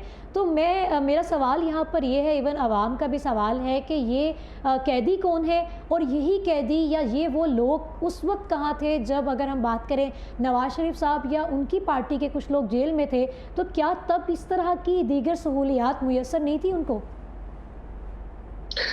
पहली बात तो मैं आपने नजीम साहब का, मलिक साहब का सवाल का जवाब दूंगा। अगर ये 9 मई के पीछे छुपना चाहते हैं तो 9 मई एक सानिया है, और वो इस मुल्क के साथ बहुत ज्यादती हुई है, और इसकी रियासत के साथ जो है तकरीर किया गया है। अगर उन मुल्जमान की शर्त के ऊपर ये मुज़ाकरात करना चाहते हैं तो मेरा ख्याल है कि हमारा जवाब होगा कि बिल्कुल नहीं। अगर ये एज ए पार्टी जो है वो मुज़ाकरात करना चाहते हैं और पाकिस्तान की भलाई के लिए करना चाहते हैं, पाकिस्तान की अवाम के लिए चाहते हैं, तो उसके लिए हम मनवाना हाजिर है। लेकिन अगर ये 9 मई को जो है एक स्याह दिन जो है वो दिया जा चुका है, अगर वो उसको लपेटने के लिए जो भी कोशिश कर रहे हैं वो कामयाब नहीं होगी। क्या ये इतनी मुनज़्ज़म पार्टी थी कि इन्हें कुछ लोगों ने बरगलाया और ये बरगला गए, और ये जो है कोर्ट वंडर हाउस में और फौजी तहकीकात पर दाखिल हो गए, और उन्होंने जो पाकिस्तान की जो खासे थे उनको जलाओ में डाल दिया। तो अगर इन्हें मुनज़्ज़म पार्टी नहीं है तो इनको मुनज़्ज़म नहीं छोड़ दिया जाता। और दूसरी बात, जहाँ तक आपने बात की अपना इजलास की, तो डेफिनेटली आज भी इनको ट्रीटमेंट किया जा रहा है। आप देख रही हैं कि यहाँ पर अदालती निज़ाम में जो आज इसको तो अल्हम्दुलिल्लाह कह रहे हैं कि इनको रिलीफ मिल रहा है, तो एक खास किस्म की लॉबी आज भी इनके साथ है, और वो इनके लिए रिलीफ के लिए मजबूर साथ में है। अच्छा, यहीं पर मलिक साहब आपसे भी यही सवाल मैं करना चाहूँगी कि ये सहूलियात के हवाले से बहुत उठाया जा रहा है। अच्छा, मैं आपको थोड़ा सा तारीख में ले जाता हूँ पीछे। बिल्कुल। नवाज शरीफ अंदर था, उसको हॉस्पिटल की सहूलत मौजूद थी, उसको अंदर सारी तमाम सहूलतें मौजूद थी। वो अदालतों में जब पेश होता था वो खुद आता था। ये तो इतने डरे हुए हैं, उसकी एक तस्वीर से डरते हैं, उसकी एक तस्वीर। अच्छा, दुबई में लीकेज हुई प्रॉपर्टी 15,000 लोगों की, जिसमें रिटायर्ड जनरल भी आए हैं और बेशुमार सियासतदान, और इनका नवाज शरीफ का बेटा भी है, ये सब और उसके ऊपर कोई इंक्वायरी नहीं, और एक तस्वीर निकल आई है उसके ऊपर इंक्वायरी। उसके ऊपर कोई इंक्वायरी नहीं। और इमरान खान को सहूलत ये नहीं है कि वो अपने केस के लिए अदालत जा सके, उसको अदालत लेके जाने के लिए तैयार नहीं है, ये डरे हुए हैं। असल में इनका खौफ जो है ना वो ये है कि जब इमरान खान अदालतों में बाहर आएगा या जब निकलेगा तो पूरा पाकिस्तान जो है ना उमड़ आएगा, और ये इसी वजह से उसको अदालतों तक भी पेश नहीं करते। सर, मुलाकात के हवाले से भी बताइएगा कि क्या तारीख की आपने बात की है कि मैं तारीख में ले जाता हूँ, तो क्या मुलाकात पे भी पाबंदी थी? वो कहती हैं कि जी हफ्ते में 2 दिन ऐसे नवाज शरीफ का खाना इसके घर से जाता था, मरियम वहाँ जाके बैठ के उसके साथ बैठ के खाने खाती थी। ये खुद बता रही है ना, देख ले, ये खुद उसने कहा जी मैं मियाँ साहब के साथ बैठ के खाना खा के आई हूँ। तो ये वहाँ भी सिरी पाए जाते थे, वहाँ इनके जो बिरयानियाँ जाती थी, वो आलू गोश्त जाते थे, ये तो वो, और फिर भी ये हॉस्पिटल पहुँच जाते थे। वो मर्दे मोमन जो है वो देखें कि वो अभी तक ना उसने कभी कहा कि मुझे हॉस्पिटल लेके जाए। कंटिन्यू कीजिए। जी मैंने कहा मियां मोहम्मद नवाज शरीफ की एक फैमिली बैठी हुई थी, उनकी बेटी पीछे मौजूद थी जो खाने बनाती थी। तो इमरान खान साहब तो सरकारी मेहमान है, सरकारी खजाने पे देसी मुर्गे और चांपे और रोज खा रहे हैं। तो लाइक अगर उनके घर को बनाने वाला होता, उनकी बहनें अच्छा खाना बनाती, तो हमें आप इजाजत दें, हम अपना खाना लेके जाने को तैयार है कि क्या उनको अदालत में भी नहीं लाया जाता? और जब अगर वो बारा साहब कह रहे कि तारीख की अगर बात करें तो मियाँ साहब तो अदालतों में आते थे अपनी हेयरिंग्स के लिए, तो उनको तो बाकायदा इस तरह छुपाया जा रहा है कि इसके पीछे क्या वजह है? कोई डर लगता है? नहीं, डर नहीं लगता, डर लगने की वाली बात नहीं। इसको एक पॉइंट बनाया जा रहा है। बेसिकली तो ये जो है दहशतगर्दी का उनके मुकदमात थे, तो आपको पता है दहशतगर्दी के जो भी अपना फैसला होते हैं वो तो बना दी गई है जेल के अंदर, वो वहाँ पे हेयरिंग हो रही है। और लेकिन उसको तस्वीर को छुपाना, तस्वीर को दिखाना, ये एक इनका स्टंट है, वो स्टंट पैदा करने की कोशिश कर रहे हैं। तो मैं समझता हूँ कि ये ना राणा साहब के इनके इल्म में इन चीज़ों का, मेरे ख्याल में वो पता नहीं किस दुनिया की बात कर रहे हैं। अब बिल्कुल कौम के सामने खुल के सामने आ चुका है। चंद लोग जिन्होंने अब 2000 जो फरवरी में 8 फरवरी को इनको वोट दिए भी है ना, वो भी अब यकीन दहानियाँ करा रहे हैं कि हमने गलती की है। और जब ये इलेक्शन बदतरीन शिकस्त इनको हुई है, पाकिस्तान में कभी भी इतनी बदतरीन शिकस्त किसी पार्टी को नहीं, तमाम पार्टियां इकट्ठी थी। एक पीटीआई जो है जिसका कैंडिडेट कोई नहीं सामने आ सकता था, कैंपेन नहीं कर सकते थे, फ्लैक्स नहीं लगा सकते थे, उसके बावजूद मफरूरी की हालत में सब लोग इलेक्शन जीते हैं और हज़ारों की लीड से जीते हैं। आप रियाना डार को देख लें, आप यहाँ ये इनका देखें, ओन चौरी 90,000 की लीड से हारने वाला, ये देखें वो नवाज शरीफ से बड़ा लीडर बन गया, उसने 1,80,000 वोट ले लिया। जिसका वोट 50,000 भी नहीं है उसका 1,90 बना दिया है। अब ये अदालतों में कैसे पूरा करेंगे? ये तो इन्होंने इस तरह ये जो की है, मैं कहता हूँ कोई सख्त से सख्त लफ्ज़ भी इनके बारे में कहा जाए वो कम है। सर, उज़्मा बुखारी मज़ीद तर उनका ये कहना था कि बानी पीटीआई अपनी ही चोरियों को छुपाने के लिए एक जंग लड़ रहे हैं। घड़ी चोरी, 190 मिलियन पाउंड का साइफर लहराना, इद्दत केस, ये तमाम अपने आप को छुपाने के लिए ये सारी कार्रवाई की जा रही है। आप नई जनरेशन से आपने शायद एक पुरानी फिल्में जब लगती थी ना कोई, तो उसमें एक गाना चल रहा होता था और वो एक हीरो जो है ना अपना किरदार अदा कर रही होती थी और पीछे कुछ लड़कियां जो है ना वो कहती होती थी आहो नहीं आहो। वो जो भी कहती थी ना उसके पीछे कहती थी आहो या। यही जो है यही कहती थी कि मरियम नवाज़ कौन होती है, ये तो काउंसलर नहीं बन सकती। यही कहती थी कि ये जो नवाज शरीफ है ये रॉ का एजेंट है। यही कहती थी ये कि जो सबसे बड़े डाकू जो है ना वो शरीफ ख़ानदान है। ये तो बस अब भर्ती होगी आहो जी आहो नहीं आहो। ये 3-4 जो लेडीज़ हैं ना वो टिकटॉक के ज़रिए जो है ना वो पंजाब चला रही हैं। इनके पास है कुछ नहीं है, इनके पास कोई ये कर भी कुछ नहीं सकते। इनके पास इतना अख्तियार नहीं है कि ये किसी जगह पे कोई काम कर सकते। ये इनको कहें कोई डीसी लगा के दिखाएं, इनकी जरूरत है? इनके ऊपर वहाँ भी बैठे हुए हैं कि इनकी इतनी जरूरत नहीं है ये कोई डीसी लगा दें। सर इतने सख्त बयानात आते हैं इनकी जानिब से।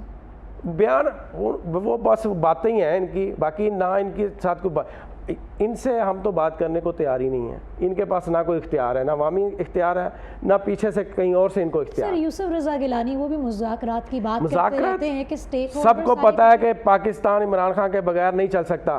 पूरी दुनिया इनको मानने को तैयार नहीं है।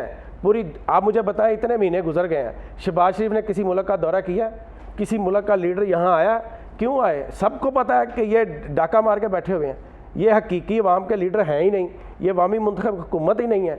जब ये अवामी मुंतखब हुकूमत है ही नहीं तो इनके साथ बात क्यों करें? अगर आप बात करें शहबाज शरीफ की या मियाँ साहब की या मरियम साहिबा की, तो वो कहते हैं कि अगर पाकिस्तान की तारीख उठा के देख लें, जो काम हुए हैं वो सिर्फ नून लीग ने करवाए हैं। मैं कहता हूँ ये जो आप हमारा 3.5 साल का दौर है ना, 3.5 साल के दौर का मुआवजा कर लें इनकी सारी इक़्तिदार के साथ, आपको पता हमने जो काम किए। देखें, सबसे पहली बात यह है कि लोगों को ख़ुद मुख्तारी की तरफ लेके जाना और लोगों के जो वसाइल हैं वो बढ़ाने के लिए काम करना।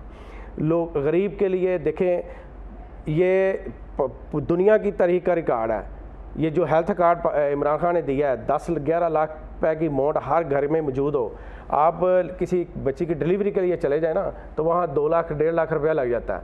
लेकिन जब आपके पास कार्ड है, आपके घर में कोई ना कोई खुदा न खासा बीमारी आ जाती है, उस सूरत में आपके पास 10-11 लाख रुपए आपके हर वक्त आपके पास मौजूद है। एहसास कार्ड कहते हैं कि ये इंट्रोड्यूस तो हमारे दौर में हुआ था, हमारा ही प्रोजेक्ट था, तो बाद में ये आए तो जी इन्होंने अपना नाम दे दिया। इससे पहले आपने कभी देखा? हमने भी तो 2-2.5 साल बाद ये शुरू किया। उससे पहले कभी ने किसी ने कोई सहूलत इसके लिए हो। ये तो अभी ये इन्होंने रमज़ान पैकेज एक निकाला है, 2500 रुपये का रमज़ान पैकेज, और वो भी जो इनके जो चट्टे मट्टे वो नीचे करिंदे हैं ना वो सब वो खा गए हैं, तो आवाम को वो भी नहीं मिल सका। सर मरियम नवाज साहिबा तो डिफरेंट किस्म के प्रोजेक्ट्स ऑन कर रही हैं और बहुत से इंट्रोड्यूस करवाती हैं। क्लिनिकल व्हील जो है वो कहती हैं एक कामयाब प्रोजेक्ट है उनका, और जगह जगह बस्ती में कस्बों में उनके क्लिनिक्स चल रहे हैं। वो उन्होंने अब जो देहाती इलाकों में भी अब हर घर में जब आप जो सफाई होती थी ना उसके ऊपर भी 500,000 रुपये टैक्स लगा दिया है। वो तो लोगों के ऊपर टैक्स की मार कर रही है जितना वो। बाकी ये जो बातें हैं इनकी, ये कुछ नहीं कर सकते। आपको मैं ये बता दूं, एम्बुलेंस की बात कर दी। हाँ, वो एयर एम्बुलेंस बुलाई है, लेकिन वो अपने लिए बुलाई है। इटली से 3 अरब रुपए का हेलीकॉप्टर, जिस सूबे के पास खाने के लिए रोटी नहीं है, वहाँ की जो CM है वो 3 अरब रुपए का हेलीकॉप्टर उसने मंगवाया, जर्मन से हेलीकॉप्टर मंगवाया उसने। ये देखें, ये इनकी कारकर्दगी है कि मुल्क के लोगों के पास खाने के लिए रोटी नहीं है, ये हेलीकॉप्टर मंगवा रही है। ये शहनशाह लोग हैं, ये जो अवाम का पैसा है उसके ज़रिए ये हर सहूलत जो है ना अपने आप के लिए मुहैया करते हैं, ये अवाम के लिए कुछ नहीं करते। सर मरियम साहिबा तस्वीर हर जगह वो तस्वीरें नज़र आ रही हैं आपको। वो जी राशन कार्ड के ऊपर मियाँ नवाज शरीफ की तस्वीर, वो जी हर जगह के ऊपर मियाँ नवाज शरीफ की तस्वीर। इमरान खान का बताएं आपने, उसने हेल्थ कार्ड निकाला है, उसने अपनी तस्वीर लगाई है? उसने बेशुमार प्रोजेक्ट किए हैं, कभी अपनी तस्वीर लगाई है?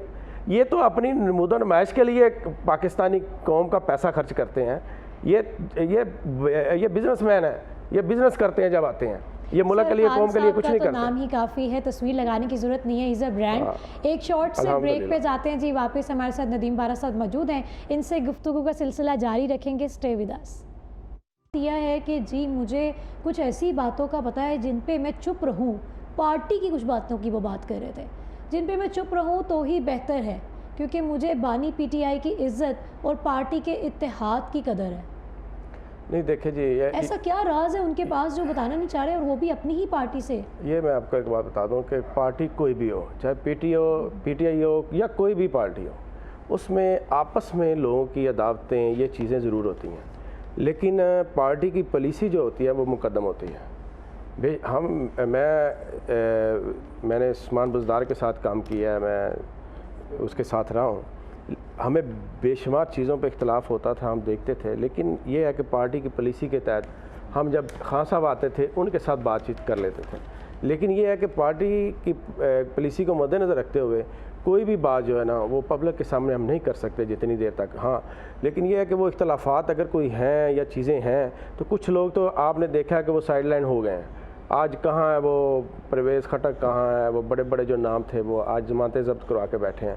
लेकिन ये है कि वो अगर वो समझदार लीडर हैं, वो अगर बात नहीं कर रहे तो वो उनकी हिकमत है, वो अच्छी बात है। सर वैसे अगर देखा जाए तो ये वक्त नहीं है, अगर हम दौर की बात करें, खान साहब अंदर हैं और बाकी पार्टी के बाहर के लोग इस तरह के बयानात दे रहे हैं, मतलब लगता है कि जैसे पार्टी हाईजैक हो गई है। अगर आपस के ही मामलात ख़राब चल रहे हैं और अपने ही ताल्लुकात ख़राब चल रहे हैं तो आगे कैसे ये लोग इत्तेहाद के साथ चलेंगे? नहीं, मेरी बात, पार्टी जो है ना, पार्टी है इमरान खान। अगर इमरान खान की पॉलिसी से कोई बंदा इधर उधर होता है, देखिए ना, आज मरवत को अगर हमने मतलब कि पार्टी ने साइड पे किया है वक्ती तौर पे, हमारे वो लीडर हैं, वो काबिल एहतराम है, लेकिन यही है कि अपनी ज़ुबान से जब कोई भी बंदा ऐसे अल्फाज इस्तेमाल कर देता है जिससे इख्तिलाफ बढ़ने का अंदेशा होता है, तो फिर ऐसे लीडर को, ऐसे शख्सियत को वक्ती तौर पे साइडलाइन करना ज़रूरी है।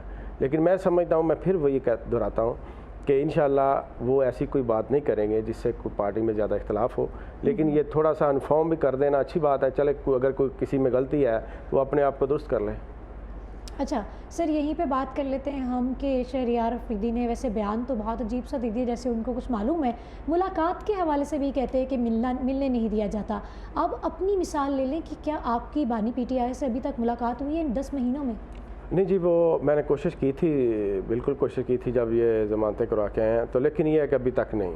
लेकिन इसका ये मतलब नहीं है कि या मुझे खान साहब नहीं मिलना चाहते या मुझे कोई नहीं मिलने दे रहा, ऐसी बात नहीं है। लेकिन ये ज़ाहिर है, लेकिन जब कभी बारी आ जाएगी इंशाल्लाह। या क्या वजह है कि मिलवाया नहीं जा रहा? क्या पार्टी के मुख्लिस लोगों को दूर किया जा रहा है? नहीं, ऐसी बात नहीं है। वो कुछ आप देखें कि नाम जाते हैं, लेकिन या हुकूमती सतह पे कुछ लोगों को नहीं मिलने दिया जाता। वकला जो है वो अपनी ज़बरदस्ती बार बार, जो ज़ाहिर है उनका जाना होता है, वो तो चले जाते हैं आसानी से, लेकिन दूसरे लोगों के लिए जाना जो मुश्किल है।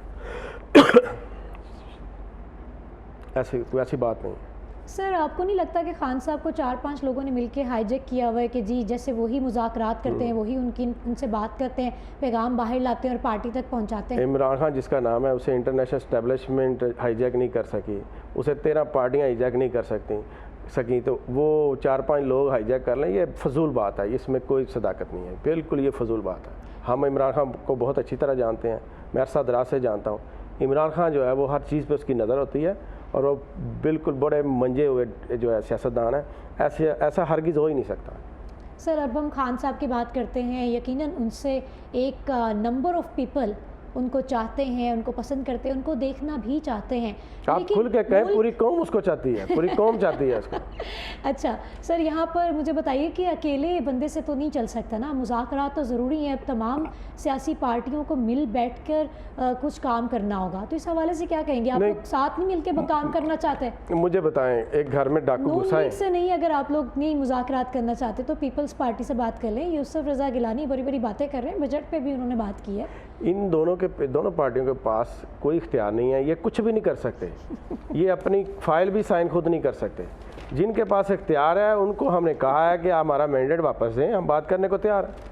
हमारा मैंडेट वापस मिल गया, हम बात करेंगे, ज़रूर करेंगे, मुल्क के लिए करेंगे। सर इन लोगों के लिए ना, किसके पास है? आपने बात इख्तियार इस वक्त इन दोनों के पास इख्तियार, किसके पास इख्तियार सारी कौम को पता है। और नीचे फिर आपको पता है वो आ जाते हैं, वो तीसरी मखलूक भी आ जाती है, वो जो खुसरे हुए आजकल आ रहे हैं। तो मैं समझता हूँ कि ये भी वो रानी सनाउल्लाह वाली बात जो है ना, बात अगर खुसरो तक आ गई है ना, तो मैं कहता हूँ ये उसके साथ जाके बात नहीं, बल्कि उससे माफ़ी भी साथ मांग लेनी चाहिए इनको। सर रऊफ हसन साहब, वो बहुत बड़े दिल का बंदा है, वो इनको माफ़ करेगा और वो मुल्क की बेहतरी के लिए तमाम जो उसके साथ ज़्यादतियाँ हुई हैं वो माफ़ करेगा और मुल्क को आगे लेके चलेगा। पूरी दुनिया में पाकिस्तान को दोबारा जो है ना, और मैं समझता हूँ इंशाल्लाह वो जिस तरह ये मायूसियाँ ये पूरी दुनिया में इंशाल्लाह इज़्ज़त बहाल करेगा। सर रऊफ हसन साहब के हवाले से यहाँ पे बात कर लेते हैं कि अजीब ही उनके साथ हादसा हुआ है, और यहाँ पर पुलिस की कारकर्दगी के हवाले से भी बात कर लेते हैं कि जो ख्वाजा सरा को अभी तक गिरफ्तार नहीं कर सके, उन्होंने क्या कानून चलाना है और क्या गिरफ्तारियाँ करनी, यही एक सवालिया निशान नहीं? मैं समझता हूँ, देखें कि आपने ये बात की कि वो 4 उनको नहीं पकड़ सके, तो PTI के 1 लाख के करीब जो कारकुन हैं वो 2 दिन के अंदर 9 मई के बाद पकड़े गए।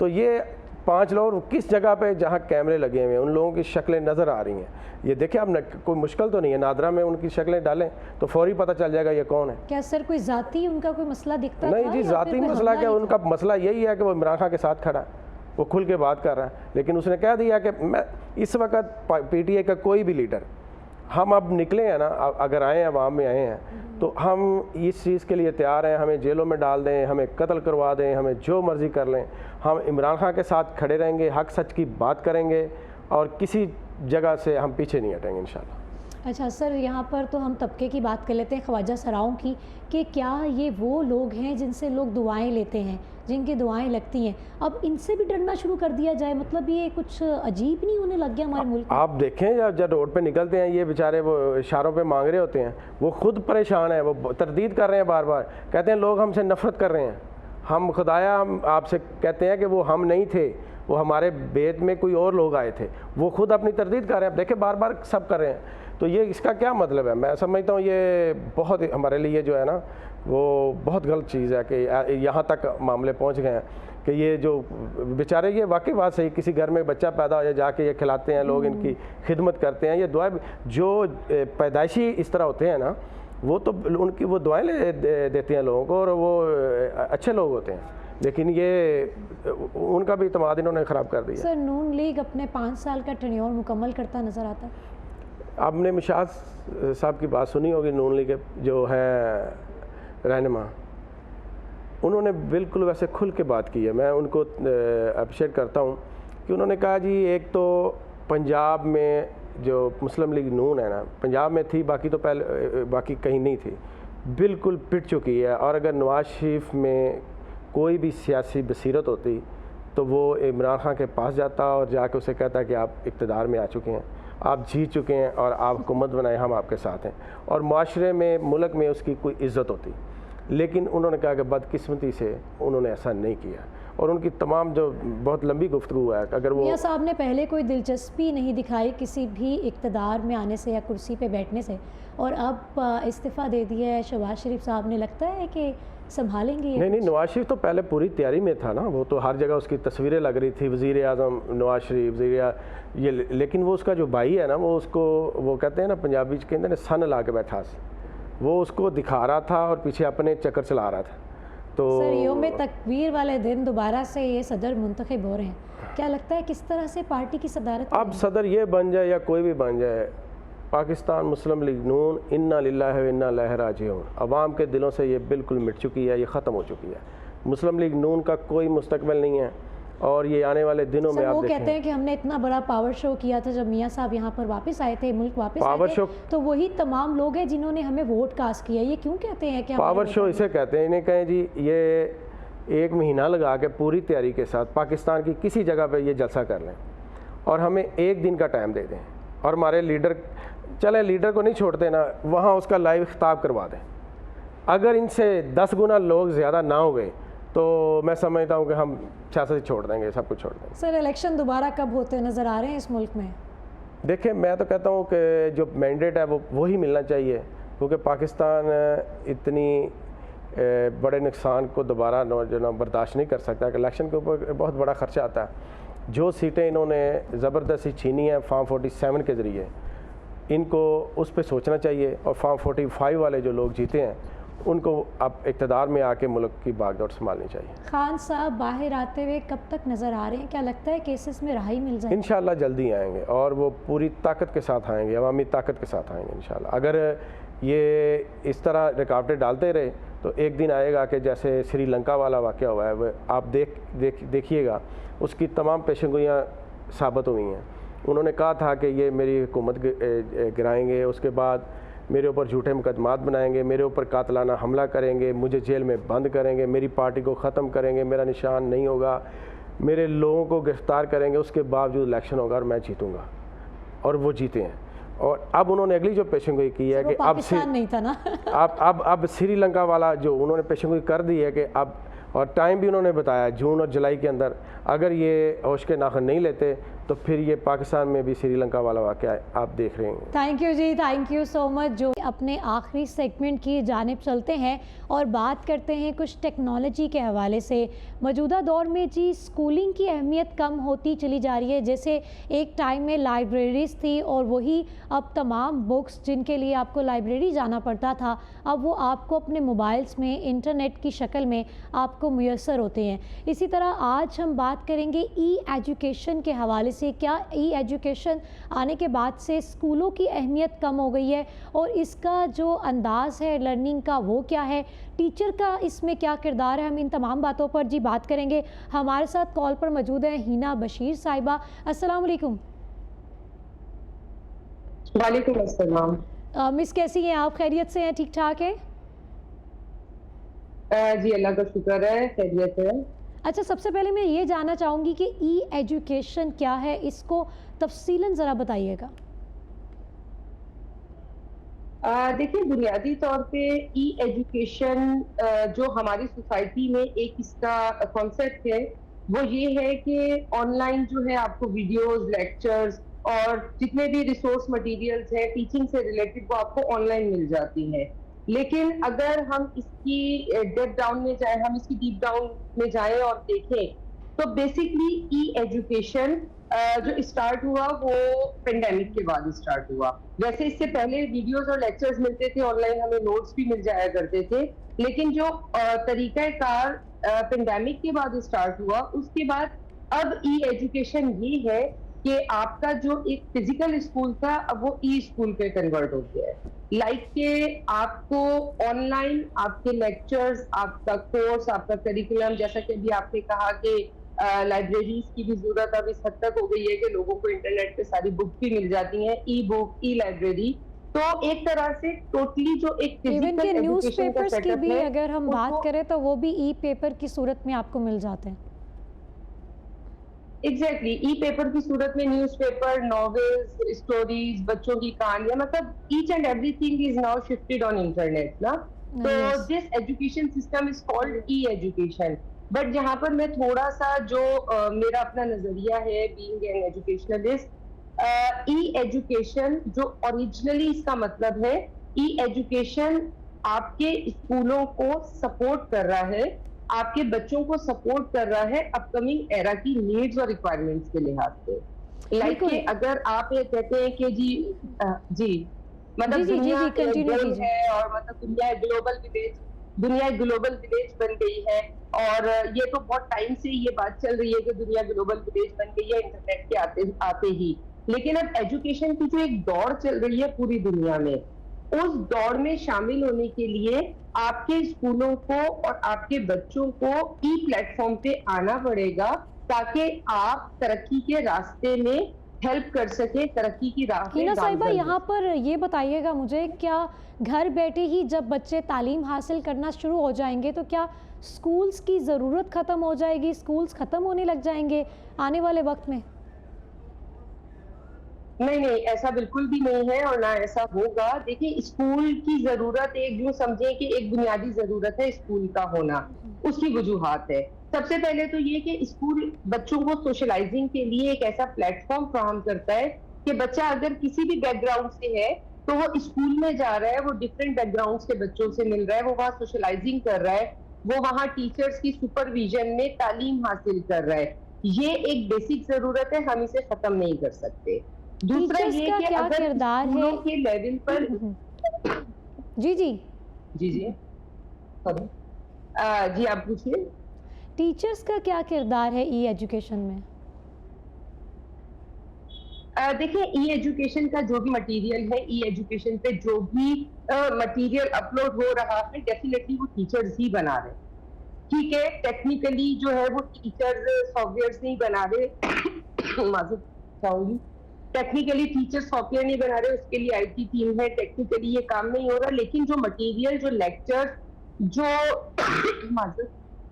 आउटकम्स के लिए जो काम हो रहा है वो एक्चुअली टीचर्स ही कर रहे हैं, और टीचर्स की यहाँ पे जरूरत किसी और भी खत्म नहीं हो सकती। टीचर ही वहां पर असेसमेंट के लिए बैठे हैं और टीचर्स ही उस सारे एजुकेशन सिस्टम को मॉनिटर कर रहे हैं ई प्लेटफॉर्म पर। अब तो अगर हम बात करें तो एआई का दौर है, तो हर किस्म की रिसर्च आपको बआसानी घर में ही मिल जाती है, इंटरनेट की सूरत में हो, मोबाइल की सूरत में हो, या आप कह लें कि आपके पास डाटा जो आप लोगों ने डॉक्यूमेंट्स इकट्ठे किए होते हैं, नोट्स बनाए होते हैं, उसकी सूरत में मुयस्सर जी। होते हैं। तो क्या टीचर्स को फिर टीचर्स बिल्कुल, आराम करें, क्योंकि बिल्कुल तमाम ऐसा है, चीज़ें तो लेकिन हम्म, जी आपकी आवाज कट गई। जी हिना साहिबा, क्या आप मुझे सुन पा रही हैं?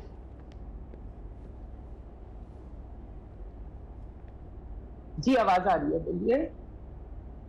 जी जी, अच्छा मैं पूछ रही हूँ कि अब तो एआई का दौर है और तमाम रिसर्च जो है हमें बआसानी मोबाइल की सूरत में, इंटरनेट की सूरत में, या हमारे पास मौजूद नोट्स या डाटा की सूरत में मिल जाते हैं। तो टीचर्स को क्या अब कोई काम करने की ज़रूरत है, या वो इन्हीं चीज़ों से बच्चों को स्टडी करवा सकते हैं? नहीं, देखें, टीचर की जरूरत तो किसी दौर में भी खत्म ना हुई है, ना हो सकती है। बेशक। अगर हम बात करें एआई की, तो ठीक है, आर्टिफिशियल इंटेलिजेंस मौजूद है, मगर उस आर्टिफिशियल इंटेलिजेंस के पीछे भी नेचुरल इंटेलिजेंस बेसिकली काम कर रही है। जब तक इंसान उस आर्टिफिशियल इंटेलिजेंस को डाटा प्रोवाइड नहीं करेगा, वो आर्टिफिशियल इंटेलिजेंस आपको जवाब नहीं दे पाएगी। तो आर्टिफिशियल इंटेलिजेंस को रन करने के लिए भी पीछे ह्यूमन इंटेलिजेंस की जरूरत है, और ये एजुकेशन के डोमेन में अगर हम बात करते हैं तो डेफिनेटली वो टीचर्स ही हैं, लाइक के जो अपनी स्टडीज को इस लेवल तक ले गया, लाइक के वो एजुकेशन में पीएचडी तक पहुंच रहा है, या वो मास्टर्स तक पहुंच रहा है, अपने सब्जेक्ट में स्पेशलाइजेशन कर रहा है, तो वही टीचर, वही उस्ताद और वही माहिर इल्म बेसिकली एआई के पीछे मौजूद है। वही एआई को डाटा प्रोवाइड करेगा, तभी एआई आगे बच्चों को सपोर्ट कर सकेगा। तो अगर हम ये कहें कि आने वाले एरा में, लाइक के अगर हम बात करें आज से 10 साल बाद या 20 साल बाद, टोटली स्कूल हम कहते हैं कि आप जो है होम स्कूलिंग पे चले जाएं, या आप घरों में बच्चों को पढ़ाएं, और हम एआई से पढ़ा लेंगे या हम ई एजुकेशन से पढ़ा लेंगे, तो तब भी हमारे असातिज़ा का जो एक जिम्मेदारी है वो खत्म नहीं होती, क्योंकि ये सारी नॉलेज, ये सारा डाटा, ये सारी इल्मी महारत असातिज़ा ही देंगे, तभी एआई भी इस काबिल होगा कि वो उसे आगे बता सके, डिलीवर कर सके। अच्छा, यहाँ पर मुझे ये बताइएगा कि अगर हम ई एजुकेशन की बात करते हैं तो ऑब्वियसली उसमें प्रैक्टिकल लाइफ कहाँ जाएगी? अगर हम एक्स्ट्रा करिकुलर एक्टिविटीज़ की बात करें, वो कैसे फराहम किए जाएंगी? और अखलाकियात का जो दायरा है, बच्चे वो सब चीज़ें फिर कैसे सीखेंगे? देखिए, शुरू में अभी हमने बात की थी कि स्कूलों की जरूरत, और बेसिकली ये सवाल उसी से रिलेटेड है कि देखिए, अभी स्कूल हमारी एक ऐसी दर्जगाह होती है जो बच्चों को बेसिकली एथिक्स सिखा रहा है, वो उनकी तरबियत कर रहा है, वो उनके यूँ समझें कि अखलाकी तौर पर बच्चों को इस काबिल बना रहा है कि वो समझे कि हमारे माशरे के नॉर्म्स क्या है। अब अगर ई एजुकेशन की बात करें तो यहाँ पर हमारे लिए एक बहुत बड़ा चैलेंज है। एग्जैक्टली ये सवाल हमारे लिए एक बहुत बड़ा चैलेंज है, लेकिन इस चैलेंज को हम इस तरह कवर अप कर रहे हैं कि हमारी, देखें, वक्त की पाबंदी की अगर बात करते हैं तो डेफिनेटली क्लासेस का टाइम है। क्लासेस में बच्चे ऑन टाइम आएंगे, तभी वो उस लेक्चर और उस जो भी आज का सबक है उससे मालूमात से आगाह रहना होता है। तो आप देखें ज़रूर कि बच्चों का एक आवर सेट कर दें इस ई एजुकेशन के लिए, ऑनलाइन लर्निंग के लिए, लेकिन अपनी सरपरस्ती में। कल मुलाकात होगी एक बार फिर से आपके साथ सुबह की चाय के साथ। अपनी मेज़बान को इजाज़त दीजिए। अल्लाह निगहबान।